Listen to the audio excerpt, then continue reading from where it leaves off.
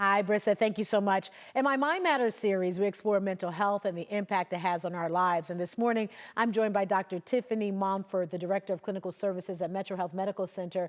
And this morning, we're tackling bipolar disorder. And I got to tell you, thank you so much for being here, because when people say, oh, she's bipolar, he bipolar, that means they moody, right? Yes. Right. So define for us exactly what is bipolar disorder.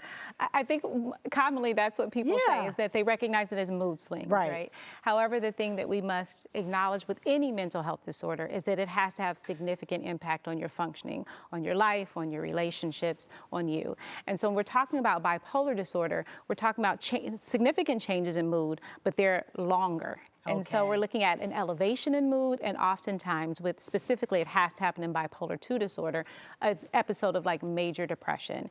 And so when we're looking at them, we divide them into those categories of this manic hypomanic versus a major depressive episode. So we can kind of talk about what those look like. Yeah, so let's say if someone's at home, okay, what are my symptoms? How do I know I may have bipolar disorder? What are some of the things they should look for? So if we're looking at the manic and hypomanic part of it, the difference in those two is primarily the intensity of it and how long those episodes last. So the symptoms are pretty much the same.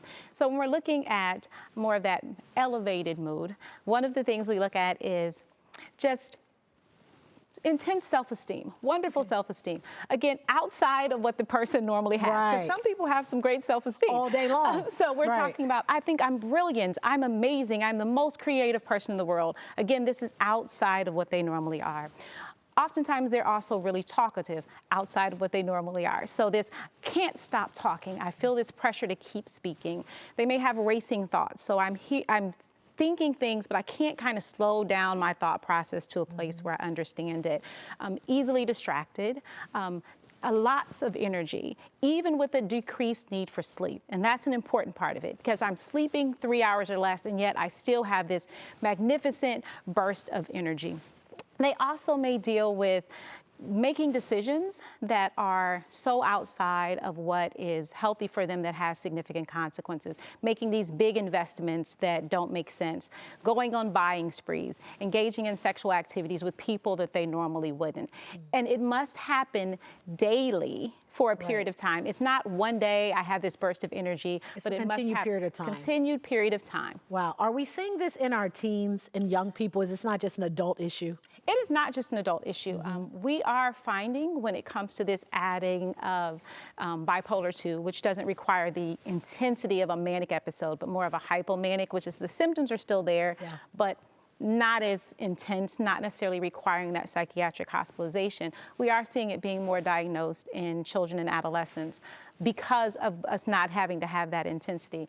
But just like with anything else, when we're talking about a mental health diagnosis, whether it's in kids, whether it's in adults, it's important that even if we're seeing it, we see a licensed mental health professional, because it might be something else. There may be another explanation for those symptoms. And when we go, what is some of the treatment that you would prescribe, or what will a person do to get better? Medication is a big one, and I know that's hard for people at times to talk about, but it allows for mood stabilization. So we don't have that intensity of those symptoms, so they're not having as much of an effect on your life as they may have if you're not on medication. Talk therapy, for a number of reasons. One, oftentimes when we're experiencing these symptoms, there may be some situation that kind of triggers an episode. And so being able to figure out how do we cope with those stressors that may trigger an episode to decrease the intensity. And then it's also something that's life-changing, right? To find out that you have a bipolar diagnosis. So how do I learn to deal with the fact that I have this diagnosis?